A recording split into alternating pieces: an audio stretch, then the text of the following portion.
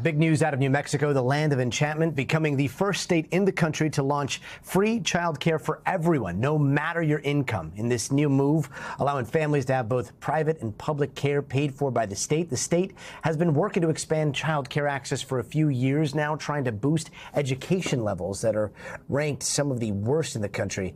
The new change means families across the state could save something like $12,000 in costs per year on childcare, and childcare centers are bracing for more kids.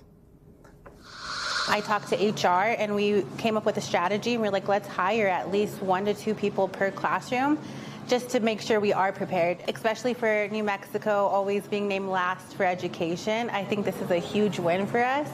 And going from last in education to the first to take major action, but the idea of universal child care is not new. Connecticut recently passed a bill making child care free for families earning under $100,000 a year. And here in New York, Mayor-elect Zohran Mamdani says that he's making universal child care one of his signature policy proposals. NBC's Camila Bernal is following this for us. Camila, great to see you.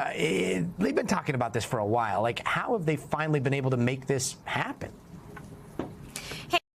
This has been going on since 2019. It's been an effort by the governor and the legislature, and in 2020 they were able to get some money. Then what they were able to do is expand the program little by little in terms of who would qualify. Now we get to the point where they say anyone that wants to apply for this can get it. I want you to take a listen to what the state told me about the entire program. We see ourselves as, creating a sector of childcare that reflects the diversity of the families in New Mexico and the type of care they want, and providing a blueprint for the nation in how to build systems that truly support families and help children be on track, ready for their kindergarten experience. Now, keep in mind, you do have to be a resident of New Mexico. Parents need to enroll their children into this program. And then their children do have to be going to a provider that's licensed or registered by the state. And then the state is going to reimburse the provider. So that's how this entire program works. And the state believes that they're going to be able to sustain it, not just this year, but for years to come, Gotti. And how is this being paid for?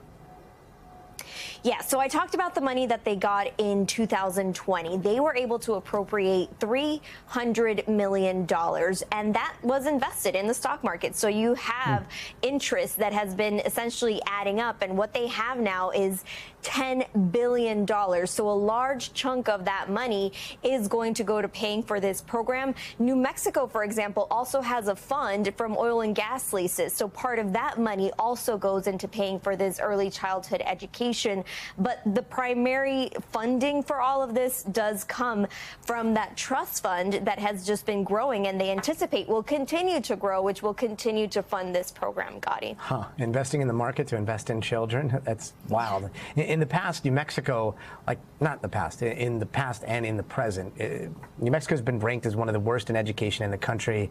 I'm from there, went to school there, was educated there. My family, all of them are educators. And early childhood education and early childhood development and education are so closely linked, right?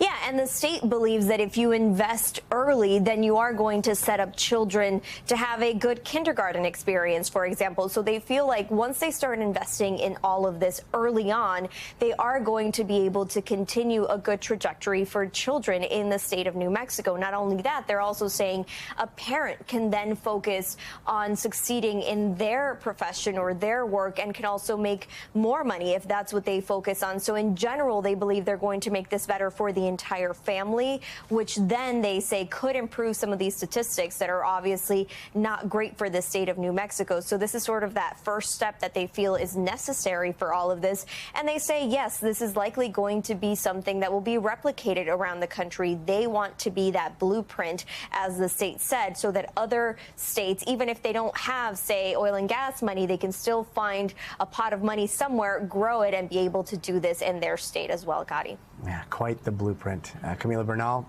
thank you so much. We thank you for watching, and remember, stay updated on breaking news and top stories on the NBC News app or watch live on our YouTube channel.